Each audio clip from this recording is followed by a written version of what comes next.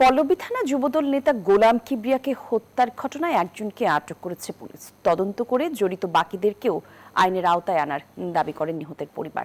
মঙ্গলবার দুপুরে সোহরাওয়ার্দী মেডিকেলে ময়নাতদন্ত শেষে মরদেহ আনা হয় নিহত কিবরিয়ার পল্লবীর বাসায়।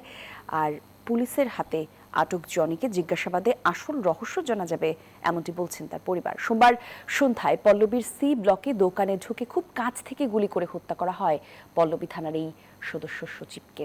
পরে মোটরসাইকেলে করে পালিয়ে যায় তারা। আর এই ঘটনায় এক রিকশা চালকও আহত হন। এ ঘটনায় সিসিটিভি ফুটেজ বিশ্লেষণ করে আসামিদের শনাক্ত করার চেষ্টার কথা জানিয়েছে পুলিশ। এদিকে রাজধানীতে গেল 10 মাসে 198টি হত্যাকাণ্ডের ঘটনা ঘটেছে বলে জানিয়েছে ঢাকা মেট্রোপলিটন পুলিশ।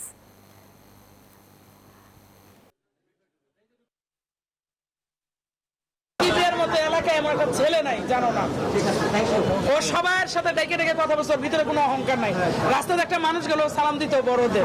আমি বিচার চাই, কঠিন বিচার চাই। আমার ভাইয়ের মতো মানুষ হয় না। আপনি দেখেন মানুষ কত আসছে, জানাজার মানুষ খুব ভালো মানুষ ছিল। এই ঘটনার সাথে সংশ্লিষ্টতার অভিযোগে একজনকে আটক করা হয়েছে।